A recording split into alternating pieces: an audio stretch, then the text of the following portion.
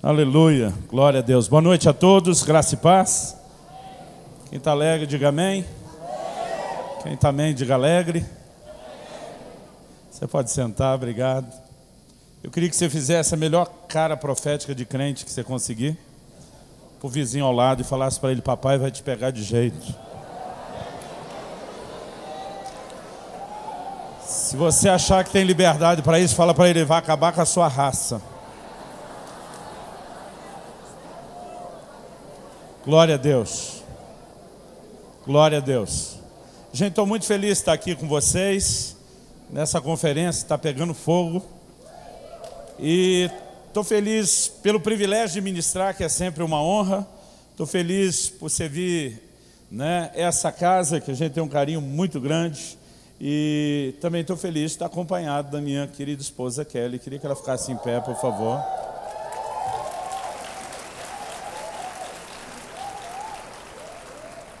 Meus filhos cresceram me ouvindo falar que depois de Jesus a melhor coisa que me aconteceu foi meu casamento.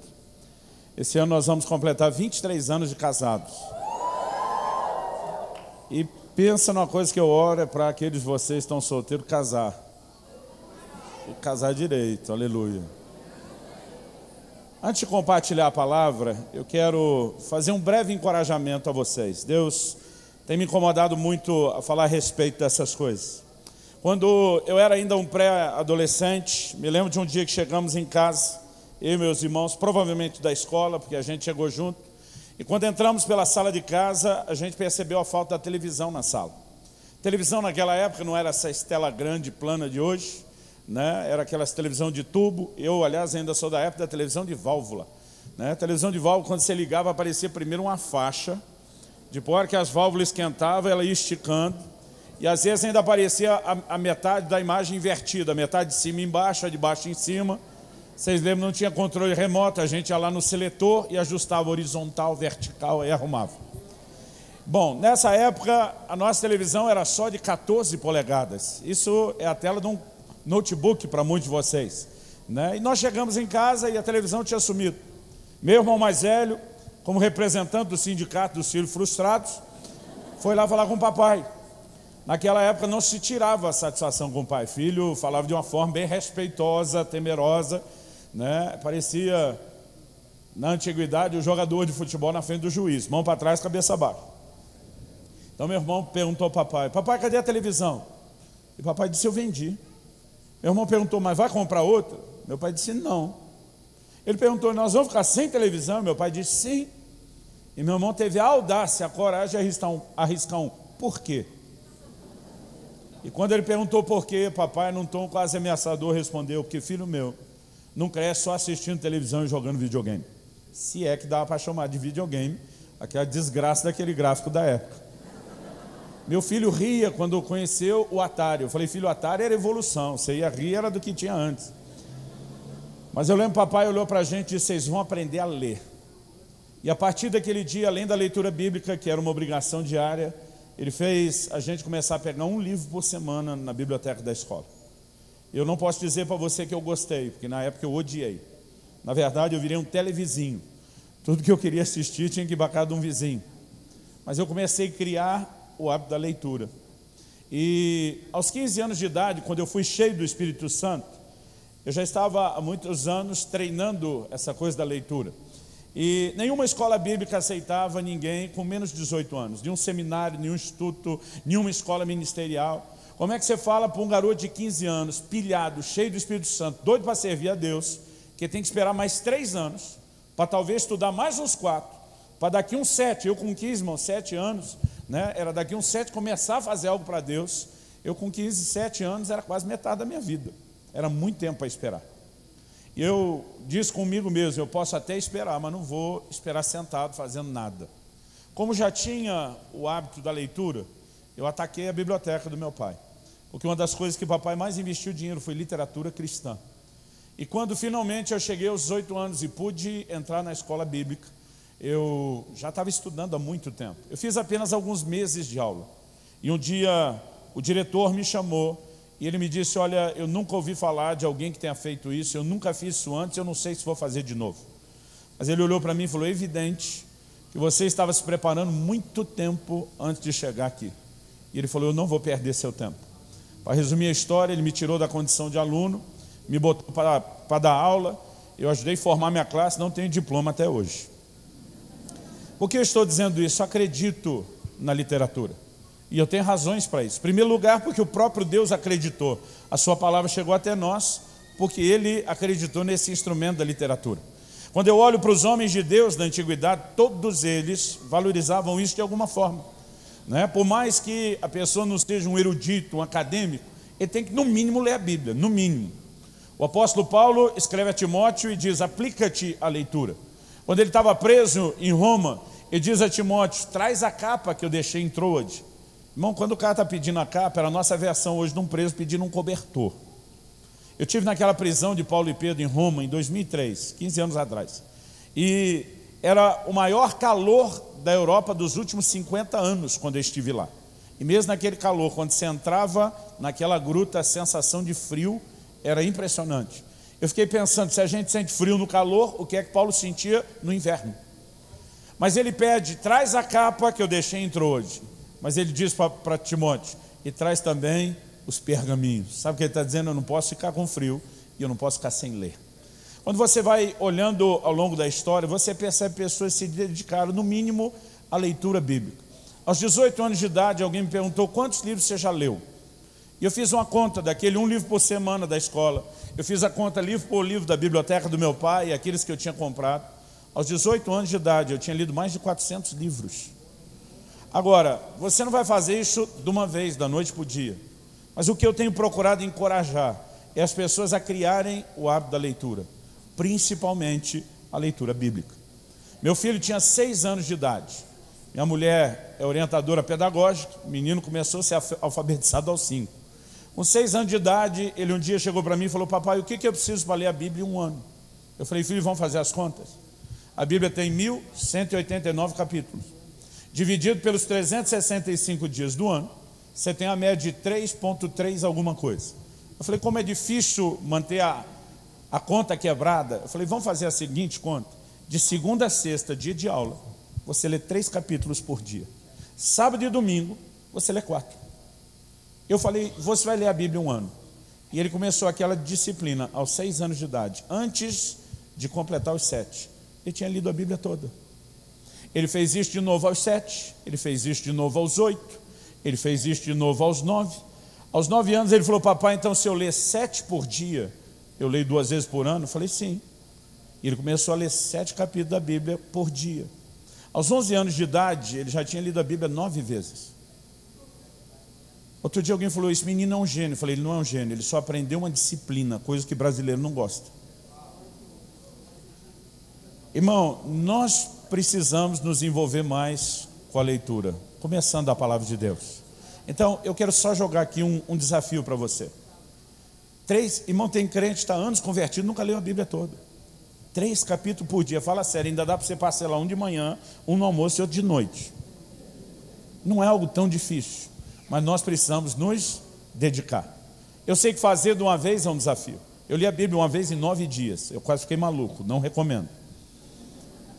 Mas se você tiver uma disciplina, você vai chegar lá. Então vira para o irmão ao seu lado e fala, você tem que ler mais. Vira para o outro para não fazer acepção de pessoa e fala, você também. Amém? Você recebe aí? Ó, já que você recebeu, deixa eu anunciar meu livro novo. Saiu agora nesse fim de maio, meu novo livro, Até que Nada Mais Importe. Como viver longe de um mundo de performances religiosas e mais perto do que Deus espera de você. Como eu vou compartilhar sobre isso hoje, eu espero de alguma forma te convencer, né, a acreditar que vale a pena você fazer esse investimento. Eu já vendi muito livro aqui, tanto na região de Belo Horizonte, como mesmo aqui na IBC, né? Alguns se lembram de alguns anos atrás, era livro a 5, a 10 reais, livro de 5 parcelado em 5 de 1. A festa acabou. Eu preciso vender 11 mil livros e um pouquinho e reverter todo o dinheiro para a finalização de uma reforma que nós estamos fazendo na igreja. E durante anos eu ajudei vocês, agora estou dizendo, me ajude. Compre o livro, não reclame do preço. O que é R$250 por um livro vai transformar a sua vida? É praticamente nada. Ainda bem que alguns riram, que outros olham assustados. Eu estou brincando. É que daí a gente dá 90% de desconto, cai para R$25, você pensa que ficou barato. Parcelado em 5 de 5 sem juros. Vira para o irmão ao seu lado e fala para ele: eu profetizo, você vai me dar um livro desse de presente. Você pode usar até o jargão pentecostal. Deixa Deus te usar, vaso.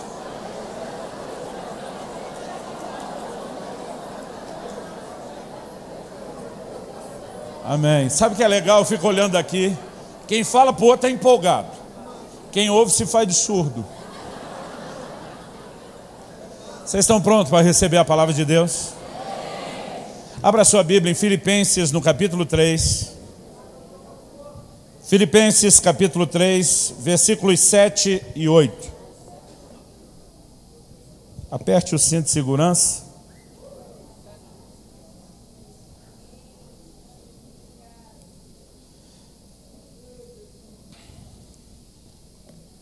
A palavra de Deus diz assim, Filipenses 3, 7 e 8. Mas o que para mim era lucro, isso considerei perda por causa de Cristo. Sim, deveras considero tudo como perda, por causa da sublimidade do conhecimento de Cristo Jesus, meu Senhor, por amor do qual perdi todas as coisas e as considero como refúgio para ganhar a Cristo. O apóstolo Paulo está fazendo uma declaração aqui impressionante. Às vezes a gente não para pensar na profundidade da declaração dele, mas ele fala de uma reclassificação, de uma mudança de valores que algumas coisas sofreram na vida dele.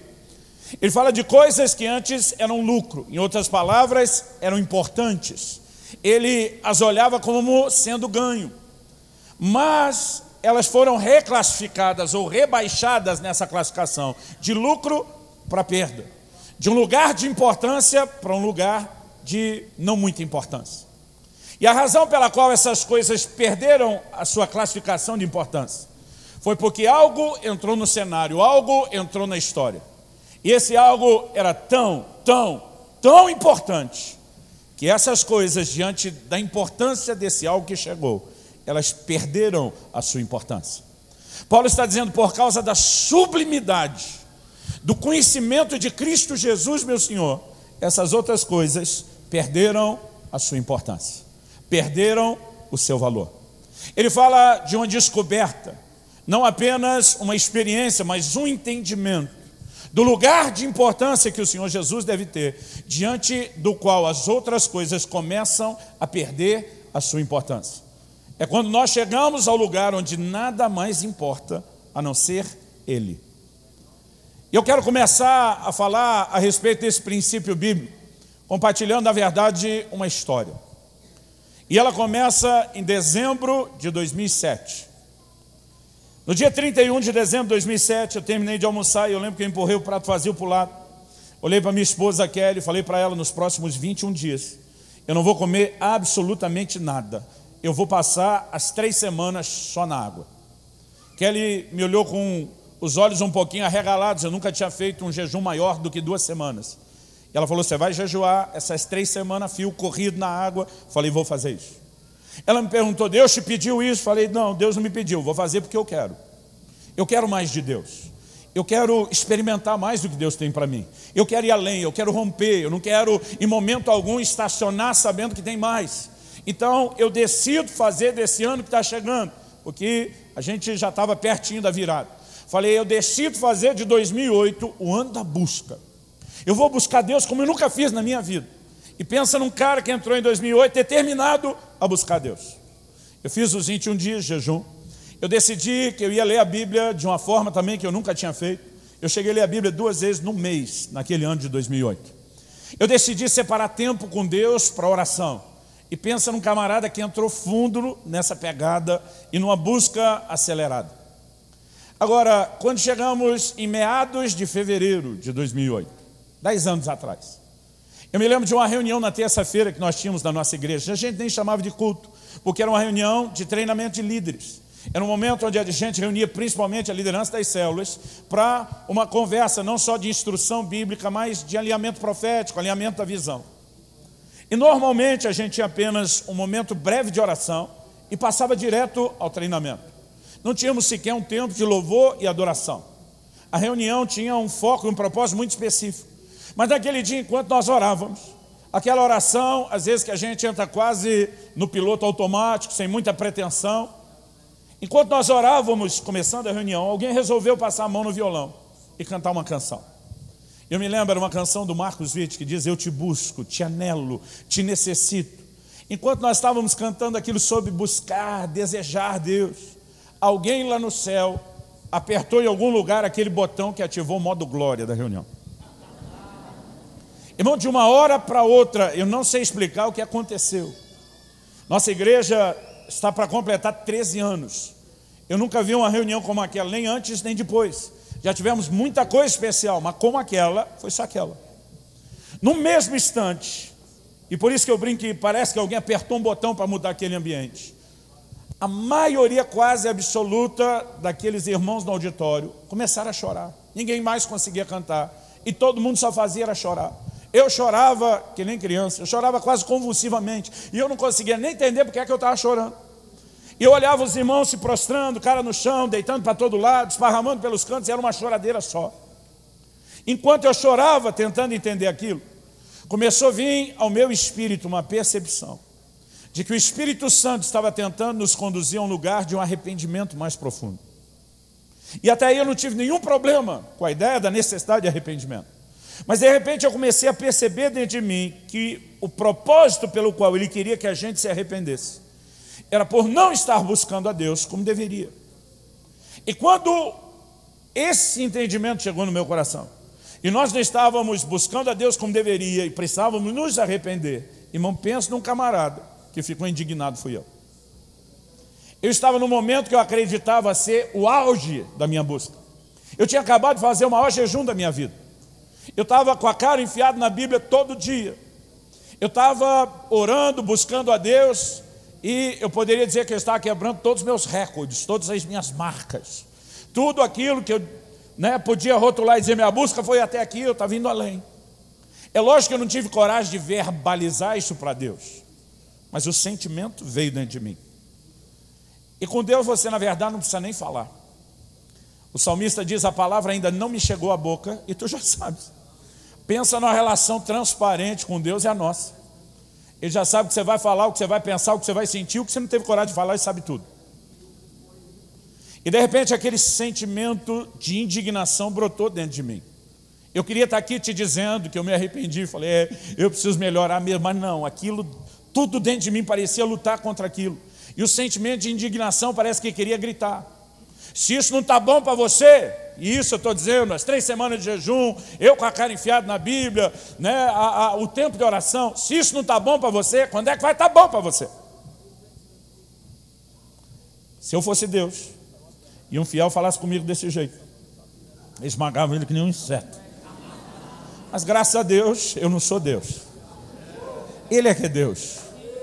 Enquanto aquela indignação brotou, tudo que eu senti foi o Espírito de Deus me envolvendo com um amor que excede todo entendimento. E eu ouvi com clareza o Espírito Santo falar a frase que se tornou o tema dessa mensagem, que se tornou o título desse livro: até que nada mais importe. Ele me disse, quando você chegar ao lugar, e você ainda não chegou lá, onde nenhuma outra coisa é tão importante como eu, você chegou no lugar onde eu desejo que você chegue. Ele me disse, a única razão da sua indignação é porque você não percebeu o que você está fazendo. O seu sentimento de injustiça, de me achar um Deus exageradamente exigente, é porque você está focado na performance da busca e não na busca em si. O Senhor falou ao meu coração, o que você fez foi só aumentar a performance da busca. Você está quebrando seus recordes. Você está jejuando mais do que jejuava, você está lendo a Bíblia mais do que você lia, você está orando mais do que orava, mas isso não significa que o seu coração esteja me desejando mais do que você desejava antes. E foi nesse momento que meus olhos se abriram para Filipenses capítulo 3. Porque eu não sei o que você pensava quando lia isso, mas eu achava que Paulo, quando dizia o que para mim era lucro, considerei perda, eu achava que Paulo estava falando da vida pregressa, antes da conversão. Então, aquele tipo de pecado, aquelas festas, aquele tipo de prazer que você conhecemos e que na época eram tão importantes, quando a gente conheceu, entendeu Jesus, passou por uma mudança de valores, a gente de repente olhou e falou, nada mais disso presta. Eu achava que era isso que Paulo estava falando. Mas a Bíblia explica, a própria Bíblia. E quando você olha o contexto da declaração de Paulo, ele não estava falando de pecado. Volta em Filipenses 3 comigo e vamos olhar do versículo 4 até o 6, que são os 3 versículos anteriores aos 2 que nós lemos. Ele diz, bem que eu poderia confiar também na carne. Se qualquer outro pensa que pode confiar na carne, eu ainda mais. Circuncidado ao 8º dia, da linhagem de Israel, da tribo de Benjamim, hebreu de hebreus, quanto à lei, fariseu. Quanto ao zelo, perseguidor da igreja. Quanto à justiça que há na lei, irrepreensível. Em outras palavras, sabe o que Paulo está dizendo? Eu era o cara. Quando ele diz circuncidado ao 8º dia, a nossa versão evangélica de hoje em dia seria criado, apresentado e criado dentro da igreja. Quando ele diz que era fariseu, irmão, os fariseus eram parte da seita mais severa dentro do judaísmo. O que alguns hoje classificariam de os beatos, carola ou os devotos. Quando ele fala da perseguição à igreja, ele ainda diz que foi por zelo. Escrevendo aos Romanos, ele reconhece que é um zelo sem entendimento, mas foi zelo. Ele diz, de acordo com a justiça que há na lei, fui irrepreensível. Ou seja, Paulo estava dizendo, eu vivi religiosamente num alto nível de performance, como a maioria de vocês nunca viveu. Ele diz, e eu descobri que nada disso realmente importa. Ele diz, diante da sublimidade, eu acredito que lhe falta palavras para descrever o quão extraordinária é a pessoa do Senhor Jesus, o conhecimento, a revelação de Cristo. Ele diz, diante dessa coisa tão extraordinária, diante da sublimidade do conhecimento dele, todas as outras coisas perderam a sua importância. Ele não está falando meramente de pecado, ele está falando de performance religiosa. O Senhor me fez lembrar a conversa de Jesus com os judeus dos seus dias. Ele diz, foi a respeito de vocês, hipócritas, que Isaías profetizou. Irmão, Isaías tinha profetizado 700 anos antes. Jesus está dizendo, Isaías não falou apenas para a sua geração. O que ele falou se repete, geração após geração. Inclui vocês 700 anos depois. E eu vou te dizer, se incluir aquela turma 700 anos depois, eu e você não escapamos dessa não. Ele diz, bem profetizou Isaías a respeito de vós, hipócritas. Esse povo me honra com os lábios, mas o seu coração está longe de mim. Sabe o que ele está dizendo? Esse povo tem uma alta performance de busca, uma performance de adoração, mas um coração que não acompanha a performance. Um coração que não está perto, um coração que está longe. E naquele dia o Senhor começou a falar ao meu coração, a razão pela qual você precisa se arrepender é que você não aumentou a sua busca, você só melhorou a performance. Ele me fez lembrar da carta ao anjo da igreja de Éfeso no Apocalipse. Ele está falando de uma igreja de alta performance. Conheço as tuas obras, o teu labor, a tua perseverança. Era uma igreja de alta performance. Quando a gente fala de obra, já dá para dizer que eles eram ativos. Mas labor, irmão, é sueira, é canseira, é gente que realmente se dedicava. Agora, perseverança é quando você não está trabalhando apenas por foco ou meta. É quando você da fraqueza tira força e diz, nós vamos continuar e nós não vamos parar. Eles eram uma igreja de alta resiliência. Suportastes provas por causa do meu nome e não desfalecestes. Nós não estamos falando de crente que não estava nem aí com Deus. Parte da prova desse comprometimento deles com Deus é que eles tinham um alto nível de controle de qualidade dentro da igreja. Puseste à prova os que dizem apóstolos e não são, e os achaste mentirosos. Está falando de uma igreja comprometida, séria, que queria ver as coisas acontecendo direitinho. Mas o Senhor diz, eu tenho, porém, contra ti, que abandonaste o teu primeiro amor. Sabe o que ele está dizendo? Todo esse alto nível de performance diante de um baixo nível de paixão não faz o menor sentido. Não te leva a cumprir aquilo que eu espero de vocês. Entenda bem, eu não estou falando contra a performance. Eu estou dizendo que a performance não deveria substituir a paixão. ela deveria ser uma consequência, ela deveria ser um efeito colateral, ela deveria ser simplesmente o transbordar da paixão. Mas o problema é que na minha e na sua vida, muitas vezes a performance ela se torna a substituição da paixão e do interesse por ele. E naquele dia, enquanto o Espírito de Deus me confrontava, ele me fez lembrar de uma história. Eu vou fazer 25 anos de pastorado esse ano. E eu já vi muita água passar debaixo da ponte. A gente tem muita história para contar. E o Espírito Santo me fez lembrar de um casal que teve, a gente diz que o casal cristão não briga, ele tem excesso de comunhão. E eles tiveram um alto nível de comunhão, daqueles sai faísca. E nos chamaram para mediação, para ajudar a resolver a situação. Quando eu cheguei, pensa no marido indignado. Isso deve fazer tempo, porque, como eu disse, eu vou completar esse ano 23 anos de casado. Na época eu creio que era recém-casado ainda, porque quando eles disseram que tinham uns 20 anos de casado, mais ou menos, na minha cabeça era muito tempo. E hoje eu não acho muito tempo. Então eu sei que isso aconteceu há muito tempo. Eu me lembro com clareza da indignação daquele homem. Ele estava mais assim alterado. Quando eu cheguei, ele falou: pastor, essa mulher é uma louca. Mas ele estava assim, fora de si. Eu falei: calma. Jó chamou a mulher dele de louca. E tinha razão. Vamos ver se você tem razão. E aí ele começou: pastor, faz cerca de 20 anos que nós estamos casados. Essa mulher sempre quis que eu fosse com ela no supermercado. Pastor, eu odeio supermercado. Eu falei: irmão, tu não está só não, o sindicato é grande. Mas e daí? Ele falou: e daí? Que essa semana passada resolvi agradar essa minha mulher. E eu me ofereci para ir com ela no supermercado.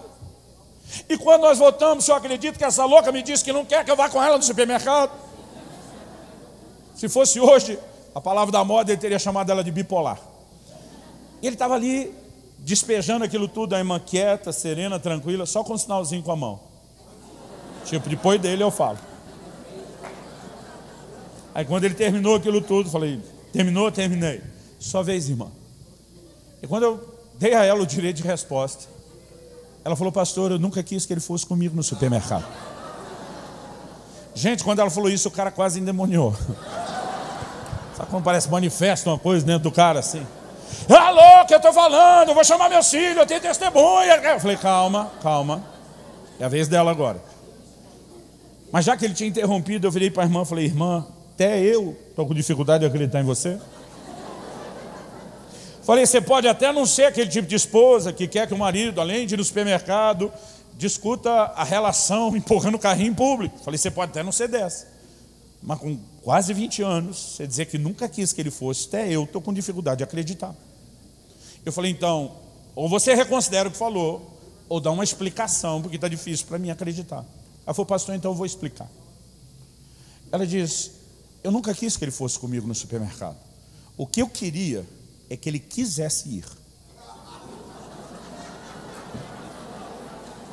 E o que ela falou foi tão profundo que demorou uns minutos para cair a ficha. Eu lembro que ainda falei para ela, falei: irmã, me ajuda, explica. Ela falou: eu vou te explicar, pastor. Para ir do jeito que ele foi, olhando para o relógio, reclamando que está demorando, mostrando que ele está ali contrariado, que ele preferia estar em qualquer outro lugar do que aquele. Ela falou: pastor, eu prefiro que ele não vá. Ele está bravo comigo, mas eu amo esse homem. E eu quero ver ele fazendo algo que ele gosta de fazer. Mas parece que ele se auto-infligiu um castigo, uma punição. Era evidente na cara dele que a última coisa que ele queria no mundo e na vida era estar lá. Então, para ele ir de novo desse jeito, eu não quero que ele vá. Então não precisa ir nunca mais. Agora, não é que eu não queria que ele fosse, eu queria que ele quisesse ir. Mas se ele não quiser ir, então que ele não vá.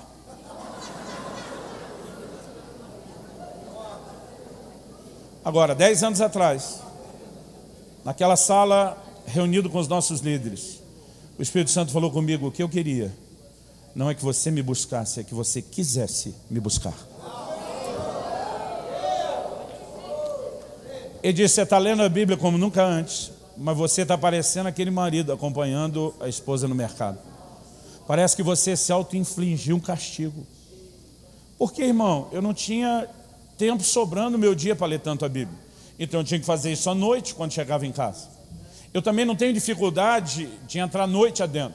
Eu sou desse troca a noite pelo dia fácil. Aliás, até aprendi uma palavra esses dias, é notívago. Chique pra caramba. Agora, isso para mim é fácil quando eu tenho o dia para trocar pela noite. Mas se eu não tenho dia para trocar pela noite e vou dormir pouco, e o dia seguinte levanta cedo, e a outra noite dorme pouco, levanta cedo e dorme pouco, e levanta cedo, eu já estava 1 mês e meio assim, eu não estava aguentando mais. Então eu ia ler a Bíblia de madrugada, eu já estava dormindo em cima da Bíblia. Mas eu tinha feito um compromisso com Deus. Eu tinha um voto. E eu pensei, quantas vezes vou ler a Bíblia? Quantos capítulos tem a Bíblia? Vezes o tanto de vezes, dividido por dia. Eu tinha uma cota. Aquela conta que eu fiz com meu filho, eu fiz uma conta bem maior para mim. Então eu dizia, se eu não pagar a cota hoje, amanhã acumula, aí vai ficando difícil. E muitas vezes eu estava lendo ali, que ele disse, sem nenhum prazer, sem nenhuma vontade de estar fazendo aquilo. E na minha cabeça eu pensava, pelo menos estou fazendo por disciplina. Pastor, o senhor está querendo dizer que não adianta orar, nem jejuar, nem ler a Bíblia? Não, não é isso que eu estou dizendo. Eu estou tentando te dizer que a performance jamais deveria substituir a paixão.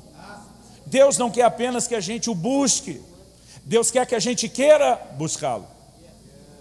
Então, já que meu ministério é ensino, vamos tentar dar uma fundamentação bíblica melhor. Por que você acha que você existe? Qual é a razão da sua existência? Por que você acha que Deus criou eu, você, cada um de nós, a raça humana? A Bíblia nos mostra isso. Dá uma olhadinha comigo em Atos, no capítulo 17, nos versículos 26 e 27. O interessante é que o apóstolo Paulo está pregando em Atenas, na Grécia. E quando você estuda um pouquinho a história, você percebe que ele estava no maior palco da filosofia do mundo dos seus dias. Aliás, não apenas nos seus dias, até hoje, é impossível você estudar filosofia sem voltar aos grandes mestres da Grécia. Paulo vivia nos dias do Império Romano. Embora o Império Romano agora dominasse o mundo, ele já era o 4º Império Mundial. Antes de Roma, quem dominou o mundo foi a Grécia de Alexandre o Grande. E Alexandre não tinha apenas um poderio militar e econômico, ele tinha uma visão: helenizar, levar a cultura grega para o mundo todo. Tanto que o Novo Testamento, embora tenha sido escrito nos dias do Império Romano, foi escrito em grego, porque o grego era a língua global daqueles dias. Outro dia alguém me falou, pastor, é tipo o inglês hoje. Falei, mais ou menos isso. Então, o apóstolo Paulo está no palco da filosofia dos seus dias, num dos lugares que mais respeitava o conhecimento e que questionava a origem e o propósito da vida. E é nesse lugar que ele é usado por Deus para apontar a razão da nossa existência. No seu discurso ele começa falando do Deus desconhecido. E de repente ele introduz a ideia, verso 26, que esse Deus desconhecido, de um só, uma clara referência a Adão. O texto diz, de um só fez toda a raça humana para habitar sobre a face da terra, havendo fixado os tempos previamente estabelecidos e os limites da sua habitação. Por que é que Deus de um criou toda a raça humana? Por que é que Deus nos estabeleceu na terra, fixando limites e os tempos? O verso 27 explica. Para buscarem a Deus. A razão pela qual eu e você existimos é para buscar a Deus. Vira para o irmão que vai te dar um livro de presente no final. Fala para ele, você existe para buscar a Deus. Agora olha para cá.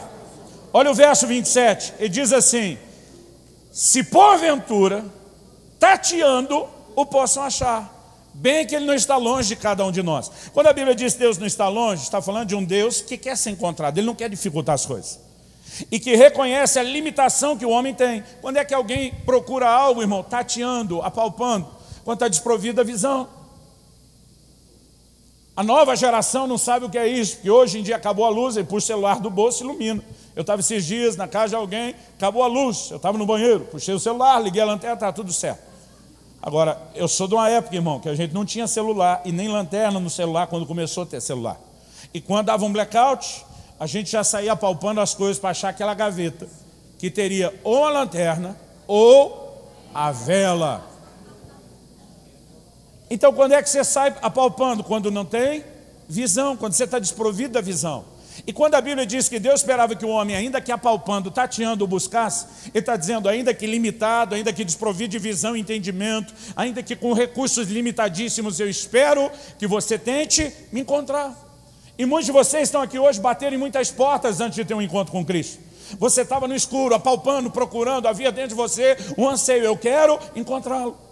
E eu não consigo ler um texto desse sem lembrar alguns episódios quando meus filhos eram bem crianças.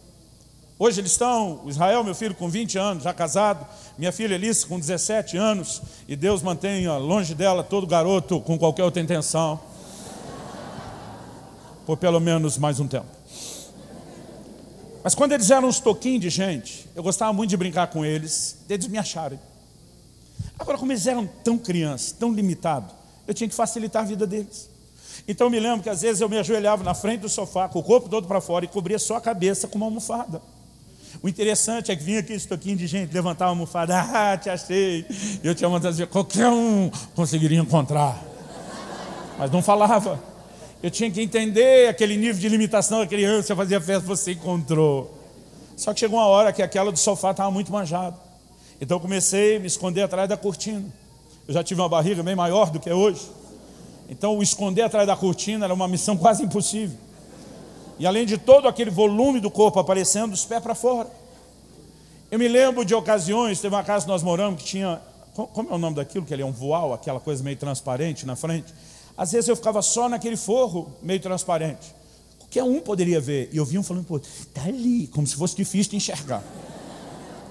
Agora, por que é que eu facilitava, irmão? Porque a graça da brincadeira era que eles me achassem. E muitas vezes, quando eu leio esse texto, eu fico pensando que com Deus não foi diferente. E dizendo, eu não estou longe de você. Eu vou esperar que com toda a sua limitação você me encontre. Então, Ele é o Deus que através do profeta diz, serei achado de vós. Ele não quer dificultar a coisa. Mas vamos pensar junto. Nós existimos para buscar Deus. E Deus quer ser encontrado. Mas qual é a busca que funciona? Qual é a busca que dá resultado? Há 10 anos atrás, naquela sala, enquanto chorava, o Espírito de Deus me visitou. Ele me abriu os olhos para entender como eu nunca antes havia entendido. Jeremias 29:13. Buscar-me-eis e me achareis. Quando me buscardes de todo o vosso coração. Embora eu e você existimos para buscar Deus, a busca que dá resultado, a busca que funciona, a busca que nos leva a encontrá-lo, é quando nós colocamos tudo de nós, é quando nós colocamos todo o nosso coração nisso. E naquele momento, enquanto eu estava indignado, achando que Deus era um sujeitinho exigente demais, reclamando, quando é que vai estar bom para você? Achando que o que Ele estava me apertando era para melhorar a performance. O Senhor começou a falar ao meu coração e dizer, eu não preciso que você me busque. Um dos nomes de Deus com o qual Ele se revela na Bíblia é El Shaddai. El Shaddai, de acordo com os estudiosos, significa não só o Todo-Poderoso, mas o Deus que é mais do que suficiente. Ele não tem necessidade nenhuma. Ele não precisa de nada, Ele é completo e absoluto em si mesmo. Irmão, presta atenção, Deus não é carente. Deus não tem problema de autoestima. Ele não precisa que você dê uma lambida de adoração nele todo dia para ele se sentir melhor. Ele não precisa nem da minha e da sua adoração. Na verdade, Deus nunca esteve atrás de adoração. Nós precisamos entender isso. Jesus disse que o Pai procura adoradores. Ele nunca quis adoração, Ele queria você. A adoração era apenas o caminho para que você chegasse lá. O interesse de Deus desde o início da humanidade é em relacionamento. Irmão, quando Deus fez o primeiro casal e botou lá no jardim do Éden, Ele não respeitou nem a lua de mel. Todo dia Ele estava lá visitando aqueles dois. Sabe o que Ele está dizendo? Eu quero ter relacionamento com vocês. O salmista pergunta, quem é como o Senhor? O Deus Altíssimo acima dos céus, que se inclina para ver o que há na terra. Ele está de olho em mim e você, Ele sempre quis relacionamento. Agora o problema é que a gente interpretou isso na perspectiva de religiosidade. O Salmo 25:14 diz, a intimidade do Senhor é para aqueles que o temem, aos quais Ele dará a conhecer a sua aliança. E alguns anos atrás, nós como igreja começamos a bater na religiosidade. Mas na verdade, irmão, nós não entendemos uma coisa direito. Porque o que a gente fez foi só mudar de religiosidade. Hoje em dia nós criamos a religiosidade da antirreligiosidade, mas continua sendo religiosidade. Irmão, quando comecei a pregar, para a geração de meus pais era um escândalo. Alguém chegar de jeans, camisa fora da calça, e não estar de terno e gravata, aquilo chocava. Mas na real, se hoje em dia alguém vier pregar de terno, é que choca a gente. Porque a gente continua tendo um problema com o formato, nós só mudamos de formato. A gente não se desprendeu do formato. E mesmo quando falamos de busca, alguns de nós, na maior das boas intenções, entendemos errado. A gente acha que se trata de performance. E Deus quer nos levar a um lugar onde a gente o deseje com tudo que é em nós. Onde a gente chega a esse lugar de entender a importância que Ele tem. E naquele dia que eu estava protestando, achando Deus exigente demais, Ele me perguntou: você como pai se considera um pai exigente? Falei, aham. E disse, por que é que você foi exigente com seus filhos? Por que era tão importante para você que eles reconhecessem a sua voz como a mais importante? O Senhor me perguntou aquele dia, você é carente, você tem um problema de autoestima, você precisa que os seus filhos te afirmem? Falei, claro que não. Então por que você queria que a sua voz tivesse mais peso e importância? Eu falei, porque eu não queria que aqueles pseudo-amigos da escola arrastassem eles para qualquer outro lugar. Então se a minha voz não fosse mais importante, eles estariam desprotegidos. Não era a minha necessidade, era a necessidade deles. E quando eu falei isso, ele falou, e por que você não entende a mesma coisa acerca de mim?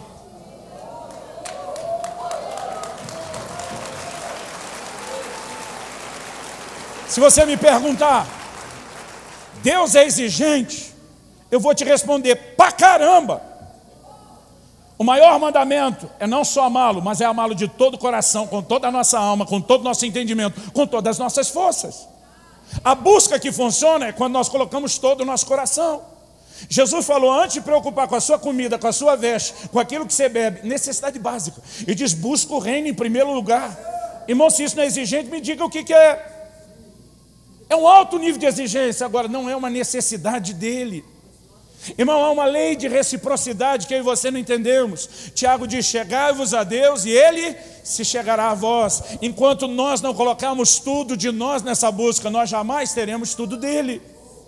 Eu ouvi essa frase ainda na minha adolescência, ela me marcou. Me lembro do dia, eu vi Valnice Milhomes pregando isso, e ela dizia, você nunca terá tudo de Deus, enquanto Deus não tiver tudo de você. Só uma razão para colocarmos tudo de nós, é que isso ativa uma lei no mundo espiritual, uma lei de reciprocidade. Quanto mais eu e você nos entregamos, quanto mais eu e você nos rendemos, quanto mais eu e você nos damos nessa busca mais dele, nós vamos experimentar. Sabe, querido, muitas vezes nós não conseguimos entender exatamente o que está por trás dessa busca, mas há um lugar profundo, maior do que tudo aquilo que eu e você experimentamos, e eu e você não podemos nos contentar com pouco. Nós precisamos entender que Deus está nos atraindo a esse lugar, não é por necessidade dele, mas é pelo anseio, é pelo propósito para o qual eu e você existimos. Agora, quando a gente entende que o propósito é a busca, e uma busca intensa, a pergunta a ser feita é, o que pode se colocar no meio e no seu caminho, atrapalhando o cumprimento do propósito? Durante muito tempo, quando alguém me perguntava, qual é o seu maior inimigo? Eu respondia sem hesitar, o pecado. Um dia alguém falou, não é o diabo não. Eu falei, não. Aquilo que está em mim é maior do que aquilo que está no mundo. Se eu não pecar e não der lugar para o diabo, ele não tem nada, absolutamente nada para fazer comigo. Então meu maior inimigo não é o diabo, é o pecado. Mas naquele dia, 10 anos atrás, o Espírito Santo falou comigo. Você focou tanto no inimigo que o pecado é, que você se esqueceu que há outros inimigos que rodeiam vocês sem essa cara de inimigo que você colocou no pecado. E o Senhor falou, há um aliado do pecado que vai acabar te levando para lá e que entra de forma sorrateira sem que você perceba.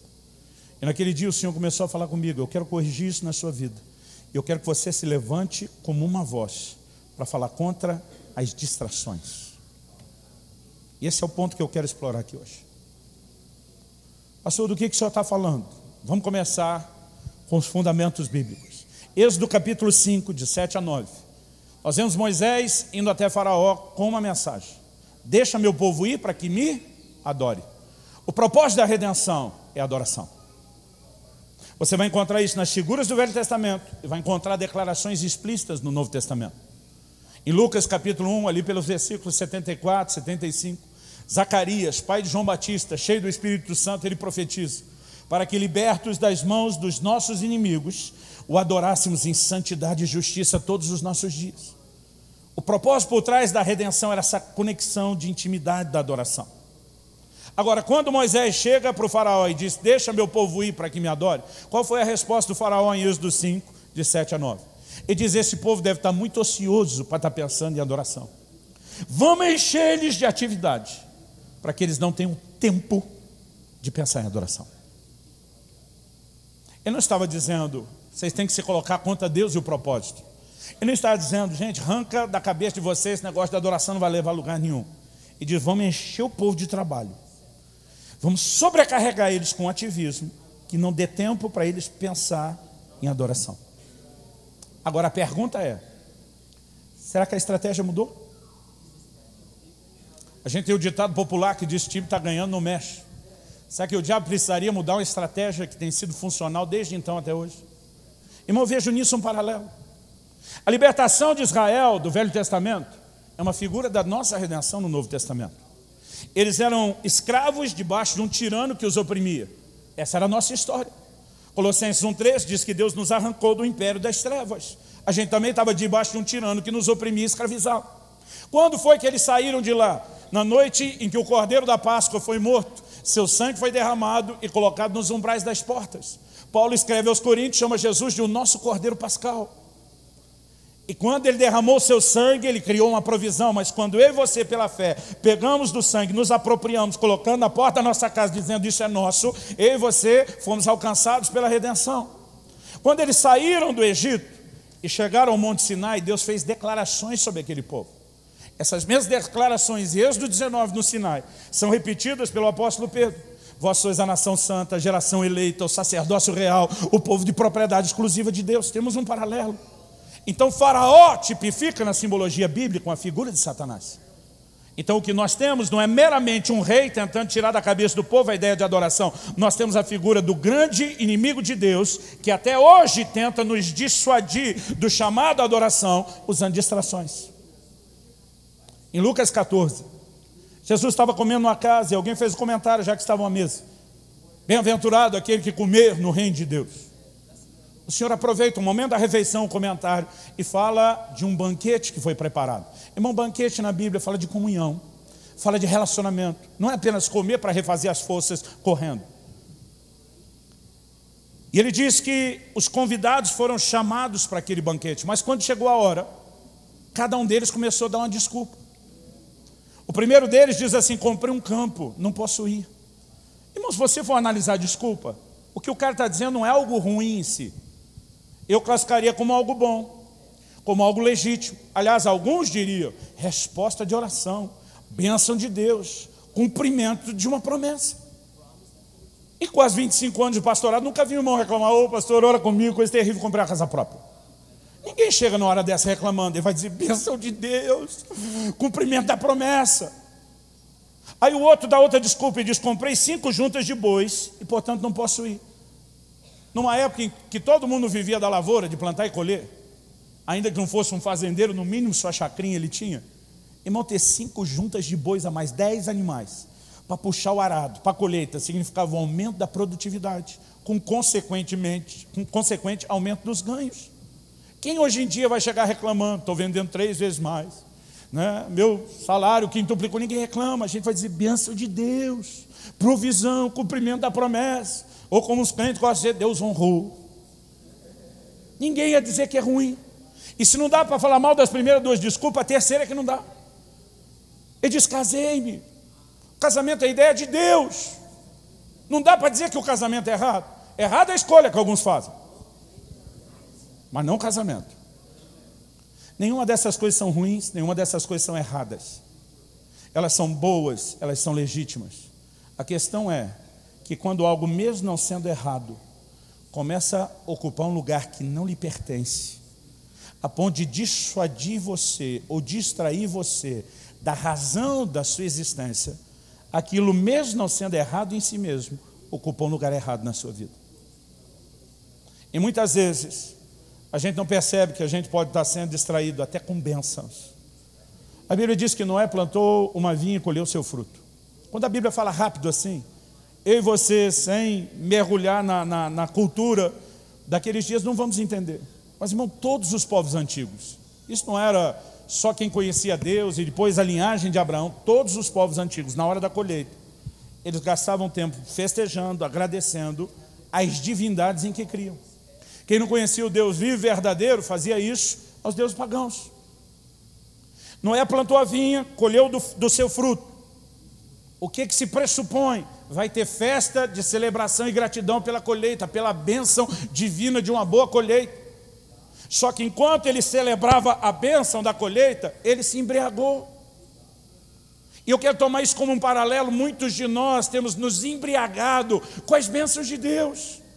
Alguns de nós com a prosperidade material e financeira que alcançamos, outros de nós com o rompimento ministerial que alcançamos, e nós começamos a nos empolgar com coisas boas que começaram a ocupar um lugar errado na nossa vida, e estão nos distraindo de tê-lo como foco principal da atenção que ele deveria ter nas nossas vidas.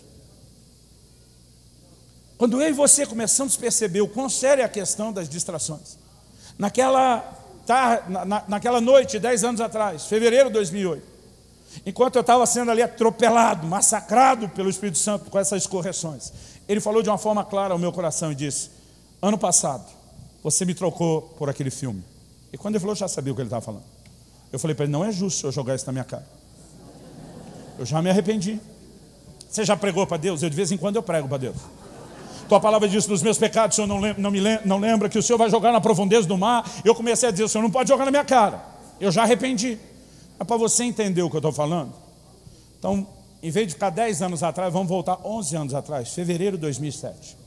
Nós tínhamos logo no início do ano uma conferência de avivamento na nossa igreja. Era para já começar o ano pilhado, botando todo mundo para buscar Deus. A conferência era quinta, sexta e sábado. Quinta noite, eu mesmo ministrei na abertura do evento. Sexta e sábado, chamei um outro amigo. E já na sexta-feira, Deus usou aquele camarada de uma forma muito especial. Nós tivemos assim uma noite gloriosa. Quando terminou a reunião, eu lembro que num tom de brincadeira, mas bastante de verdade, misturado, falei para ele: meu amigo, tu pode escolher hoje onde você quer jantar, o que você quer comer, não importa o preço. Eu falei: eu estou tão agradecido pelo tanto que você abençoou minha vida, meu povo, todo mundo. Eu queria mesmo era te honrar hoje. Naquela hora ele falou: você quer mesmo me honrar? Falei: quero. Eu falei: esquece a comida, pode ser uma comida barata, rápida. Ele falou: vamos assistir um filme comigo? Ele falou: cara, eu estou vários dias no batidão, na estrada, correndo, pregando. Você sabe muito bem o que é isso. Ele falou: e você sabe que uma das coisas que a gente sente na estrada é essa solidão. Não quero ver o filme sozinho. Vamos assistir o filme junto? Falei: vou levar meus pastores com você. Passamos, na época da finada locadora, ainda existia. Passamos numa locadora de vídeo, pegamos um filme desses de ação e comemos alguma coisa rápida, fomos para casa de um dos nossos pastores. Esse pastor que tinha a melhor televisão, a melhor surround, a melhor sala de filme da nossa turma. Vamos todo mundo para lá. E baixamos lá. Quando chegamos, a gente estava arrumando as coisas, eu já estava botando o DVD. Só que esse pastor da minha equipe, ele não só tinha a melhor sala de televisão, muito melhor que a sala de televisão dele, era uma sala de oração que ele tinha na casa dele. E naquela hora, o pregador que estava conosco, que já conhecia a sala de oração, falou para os meninos da banda que estavam acompanhando, falou: olha, ele tem uma sala de oração fantástica aqui, vocês conhecem? Disseram: não. Aí esse irmão da minha equipe, um discípulo, falou: então vamos lá que eu vou mostrar. E ele: vamos embora. Foi todo mundo levantando. Eu falei: ninguém vai a lugar nenhum. Eu tenho vergonha até de contar isso, mas eu fiz. Eu falei: nós sabemos o que vai acontecer se nós entrar naquela sala. Nós não vamos mais sair de lá. E nós viemos aqui para ver filme. Irmão, não sei se eu estava preso na palavra que eu dei para o meu amigo. Eu não sei. Mas eu falei essa bobagem. E eu fui tão firme que a turma: tá bom. Todo mundo sentou de novo e fomos assistir o filme. Agora, irmão, pensa na desgraça do filme ruim. Ruim. Passou espiritualmente, não só, como produção de Hollywood ruim. Miserável daquele filme, que eu tenho raiva dele até hoje.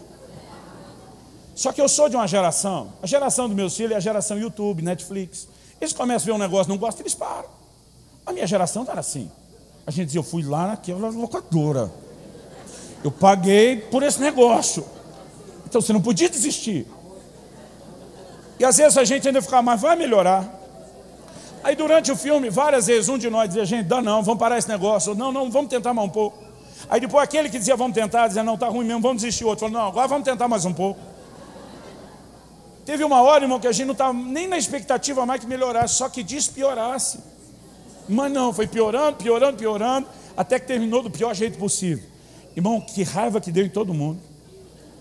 Mas além daquela sensação da má mordomia do tempo, quando nós levantamos depois daquele filme, que tinha um palavreado terrível de baixo calão, cenas muito fortes, quando nós terminamos, a sensação é de que todo mundo tinha saído cheio daquele culto, estava agora vazio. Isso foi o que mais doeu na gente. Eu lembro que a gente se olhou e se perguntou: o que é que nós fizemos? Alguém disse: era melhor ter ido para aquela sala. Irmão, eu culpado, envergonhado, falei: gente, vamos orar, vamos consertar esse negócio. Eu me arrependi, irmão, até chorei. E no dia seguinte, no sábado, no encerramento da conferência, a glória de Deus veio sobre nós, mas assim, despencou de fazer galo na cabeça. E eu lembro que depois daquela reunião gloriosa, que foi o encerramento, esse meu amigo olhou para mim e falou: gordinho, acho que Deus perdoou nós de ontem. E eu resolvi ficar com aquela palavra. Agora, 1 ano depois, o Espírito Santo joga na minha cara: você me trocou ano passado por aquele filme. Eu falei: não é justo, eu já me arrependi. Sabe o que ele me falou? Ele disse: você só se arrependeu porque o filme foi ruim.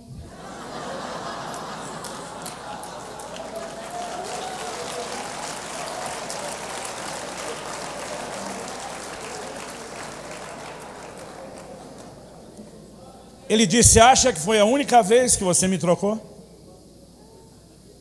A verdade é que na maioria você nem percebeu. Irmão, presta atenção, não estou dizendo que você não pode ver filme.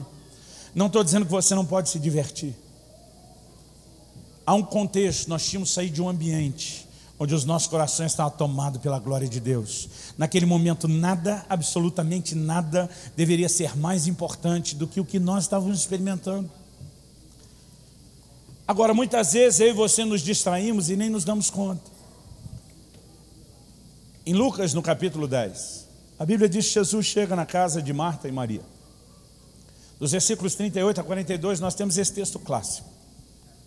Maria se assenta aos pés do Senhor para ouvir a palavra, e Marta está correndo de um lado para o outro. Irmão, a gente desce a lenha na Marta, mas cá entre nós, você vai dizer que você não consegue dar um voto de compreensão para Marta? Se você receber Jesus na sua casa, o Jesus encarnado, você ia recebê-lo de qualquer forma? Irmão, você pode não ser o cara mais hospitaleiro do mundo, mas acho que ia bater uma preocupação. Nós temos que honrar Jesus, temos que agradar Jesus. Eu fico imaginando como é que eu reagiria. Quando eu era ainda recém-casado, me lembro de um episódio interessante. Minha esposa, ela ainda fazia faculdade de manhã, trabalhava à tarde, me ajudava nas coisas do ministério à noite. Eu falei: amor, não é justo. Você me ajudar com o sustento da casa, me ajudar com o ministério, eu vou dividir tudo que eu puder, menos passar roupa. Fizemos um acordo pré-nupcial, que eu nunca passaria roupa. Eu falei: eu vou te ajudar em tudo que puder. Eu me lembro de um dia, naquela época nós não tínhamos celular. Eu cheguei um pouco mais cedo do que ela em casa. E o telefone estava tocando, atendi. Ela me chamando de um orelhão a cobrar no telefone fixo. No finado telefone fixo também. Eu lembro que ela disse: olha, estava só checando se você chegou mais cedo. Vai tirando as coisas da geladeira, do freezer para adiantar, porque eu vou chegar naquela correria, a gente tem que comer depressa e sair. Eu falei: amor, vou tirar nada e você não vai preocupar com nada. Hoje quem vai cozinhar sou eu. Eu querendo ajudar. Irmão, não sei o que passou na cabeça daquela criatura. De repente ela deve ter me visto como um Masterchef.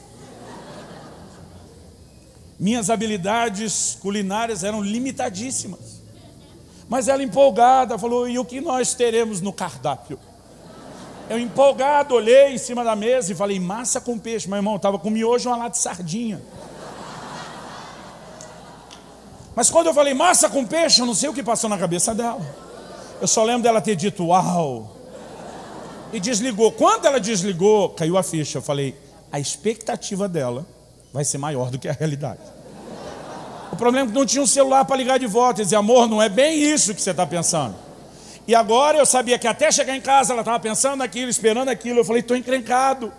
Porque a hora que ela vê que eu miojo com sardinha, ainda tentei dar uma melhorada no molho da sardinha, eu pensei: vai dar ruim. Aí me deu uma ideia a hora que ela estava chegando. Tinha uma sola de umas mussarela. Coloquei em cima do macarrão, derreti para esconder o resto. Peguei um ketchup, fiz um coração para tentar disfarçar. Quando ela chegou, olhou lá. Oh. Mas a frustração, irmão, estava estampada junto com a alegria. Por que eu estou contando isso? Se eu recebesse Jesus na minha casa, é nunca que eu serviria massa com peixe para ele. Pelo menos não essa. Eu entendo Marta. A motivação de Marta é boa. Ela queria agradar Jesus, ela queria honrar Jesus. Agora, ela está ralando e Maria sentada. Irmão, para a coisa chegar onde chegou, eu imagino que ela deve ter tentado antes lidar direto com Maria. Imagina ela passando por trás de Jesus, dando sinal: vem me ajudar. Aí eu imagino a abençoada Maria fingindo que não era com ela. Daqui não sai, daqui ninguém me tira. E aí Marta, ela perde o controle. Como nós sabemos que ela perdeu o controle? O jeito que ela fala com Jesus, da irmã dela, como se não estivesse ali, denuncia. Um dia desse eu estava me lembrando que ela e eu fomos almoçar com a família da igreja. Depois do almoço, enquanto o dono da casa me acompanhava para o carro, eu falei: essa semana eu vou querer um gabinete com você para nós conversar sobre o seu casamento. Deus te revelou. Eu falei: Deus não, você revelou. Ô pastor, nós fizemos de tudo para esconder o problema. Como é que o senhor percebeu? Eu falei: querido, o negócio está feio. Se você não percebeu, está feio. Eu falei: eu entro naquela cozinha, você está falando com a sua mulher que está na cozinha, através do seu filho. Menino, fala para sua mãe. A mãe está ali, na frente, a esposa está na frente dele. Menino, fala para sua mãe. O que é isso? Você está dizendo: não quero nem mais falar com ela. Fala você. E a mãe respondendo para ele: menino, fala para o seu pai. Quando o casal já está conversando através do filho, irmão, o negócio está feio. E aí Marta chega para Jesus e diz: Senhor, diz a minha irmã. A irmã está na frente dela. Por que não diz ela? Mas primeiro ela diz: já não quero mais conversar com você. Segundo, ela imagina: Jesus é coerente, reto, justo. Ele vai me entender, ele vai ficar do meu lado. Ele vai tomar o meu partido. Aí ela chega e diz: Jesus, diz a minha irmã, essa criatura folgada que me deixou trabalhando sozinho, fala para ela me ajudar. E ela vai acreditando que Jesus vai ficar do lado dela. Jesus responde: Marta, Marta. Por 7 vezes na Bíblia, Deus vai chamar alguém pelo nome 2 vezes seguidas. 7 vezes em toda a Bíblia. Nas 7, a conversa que vem, depois dele repetir 2 vezes o nome de alguém, é sempre tratar uma crise. Se Marta soubesse disso, já teria gelado a espinha dela só de ouvir Marta, Marta. Eu acho que ela pensaria: deu ruim. Jesus olha para ela e diz: poucas coisas são necessárias, ou mesmo uma só.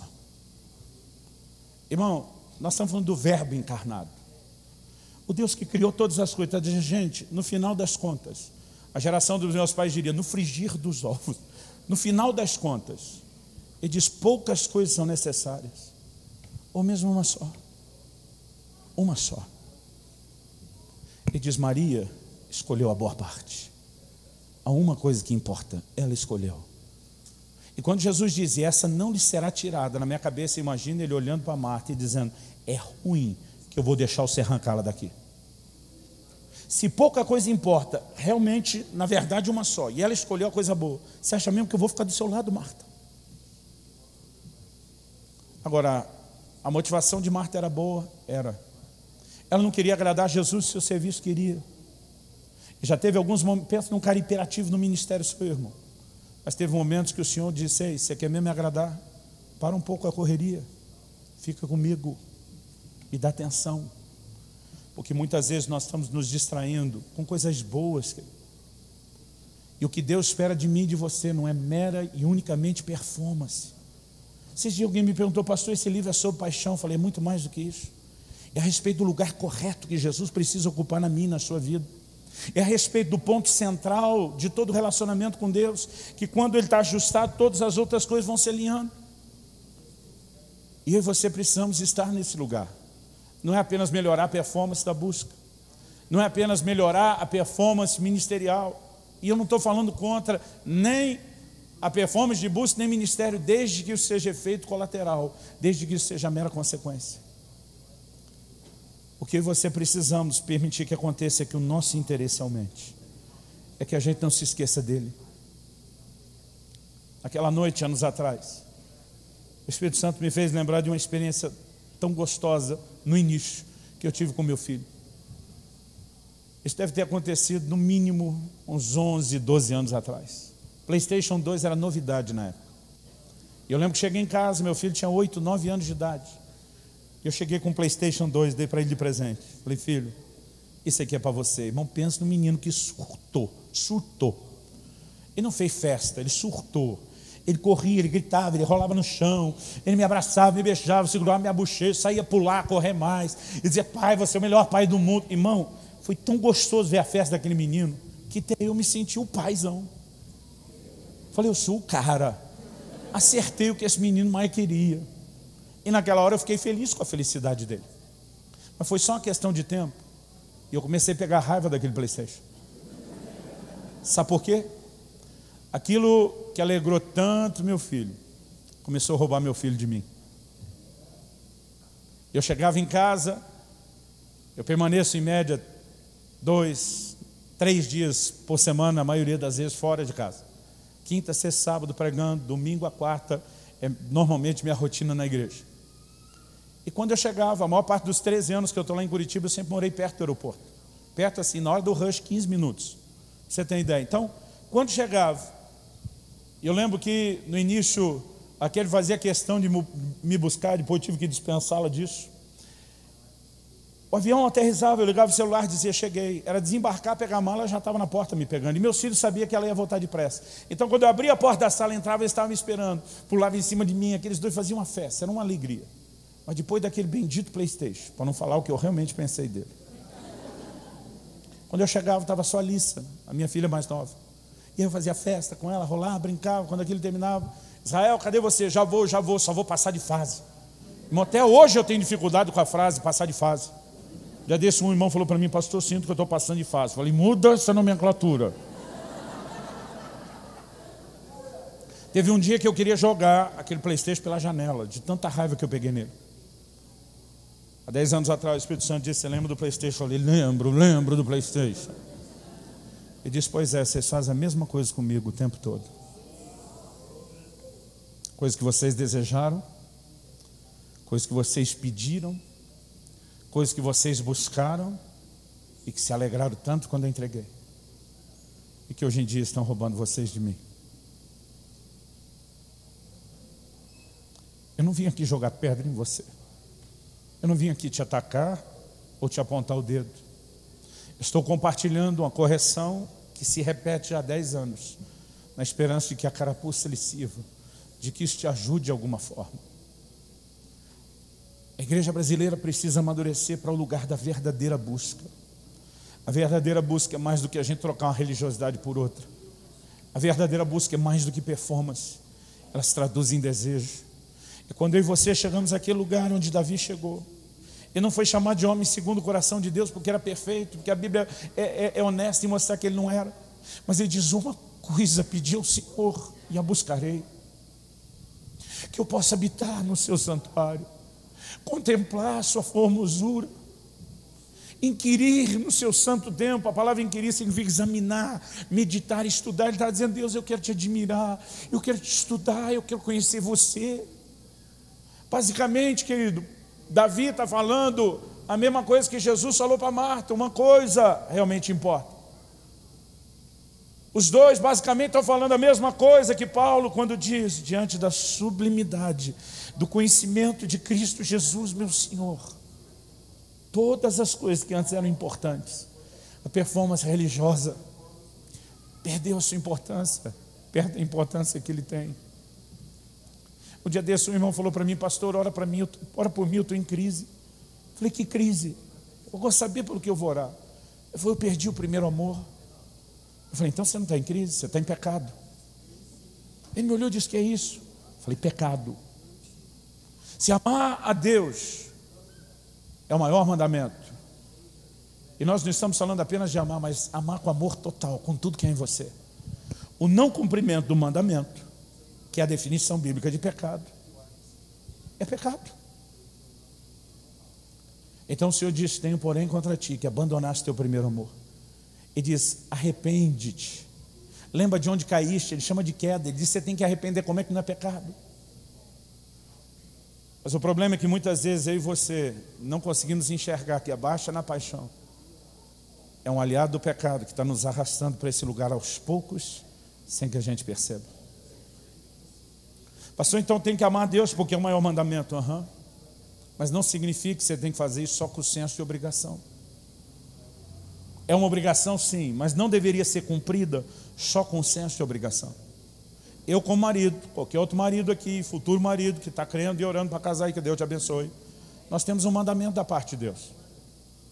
A Bíblia diz, maridos, amem as vossas esposas. Amar a esposa não é opcional. Não é algo que Deus diz, olha, se você conseguir sentir algo por ela, eu vou ficar agradecido. Deus diz: ame a sua esposa. Ponto final. O não cumprimento disso é desobediência a Ele. Então, eu tenho a obrigação de amar minha esposa. É um mandamento de Deus? É. É uma obrigação e responsabilidade minha? É. Mas se cada manhã desses 22 anos que nós temos de casado, que eu acordasse do lado dela, eu falasse para ela: amor, amo você, e a hora que ela fosse abrir um sorriso, eu emendasse. Fazer o quê, né? Deus mandou? Não tem opção? Eu fico me perguntando se a gente estaria casado ainda. Ou se tivesse, a gente estaria vivendo o que a gente vive. Mas ela não sabe que eu tenho essa obrigação? Sim. Mas ela espera que eu cumpra a obrigação, não com senso de obrigação, mas de boa vontade. É nossa obrigação amar Deus de todo o coração? Sim. É nossa obrigação buscá-lo de todo o coração? Sim, a gente existe para isso. Mas Ele não quer que você faça apenas porque tem obrigação. Ele não quer que você faça apenas porque viu algum outro tipo de lucro por trás disso. Mas Ele quer que você o deseje. Você já se perguntou por que Ele te deu o livre-arbítrio? Um dia desse, um irmão falou: pastor, onde é que Deus estava com a cabeça quando deu o livre-arbítrio para o homem? Dá a gente o direito de rejeitá-lo. Falei: não, Ele não te deu o direito de rejeitá-lo. Ele te deu o direito de escolhê-lo, com o risco de você rejeitá-lo. Ele não queria que você o buscasse como um autômato programado para isso. O que Ele queria desde o início era a escolha. E isso continua de pé. Ele não quer apenas que você o busque. Ele quer que você queira buscá-lo. E que você chegue a esse lugar onde Ele é tão importante, que as outras coisas começam a perder a sua importância. E o nível da nossa doação não é apenas porque a gente está debaixo da pressão de cumprir a performance. É porque a gente está tão atraído a Ele, que as outras coisas simplesmente vão perdendo a sua importância. Eu queria que você ficasse em pé para parecer que está acabando.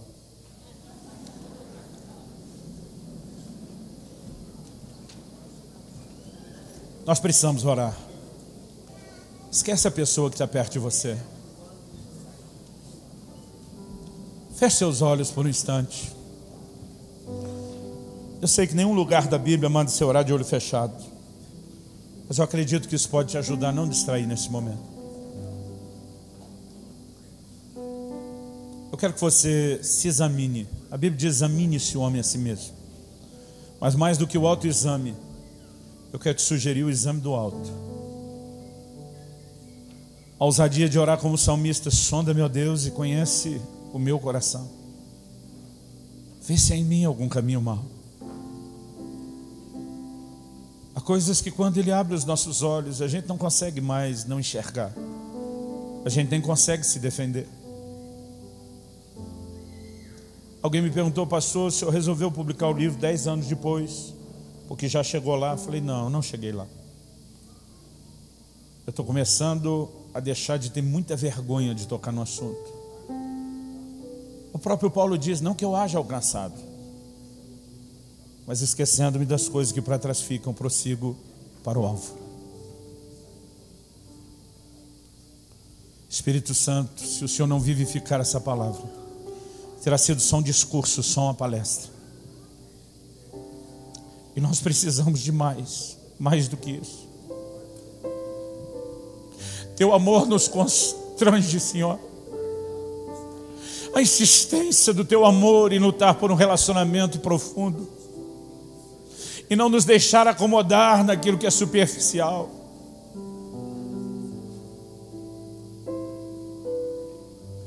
Nos constrange.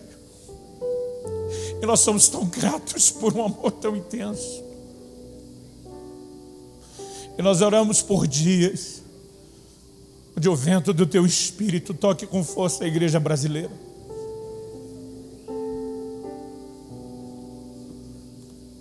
Porque o que nos falta atualmente não é alimento, Senhor. O que nos falta é fome.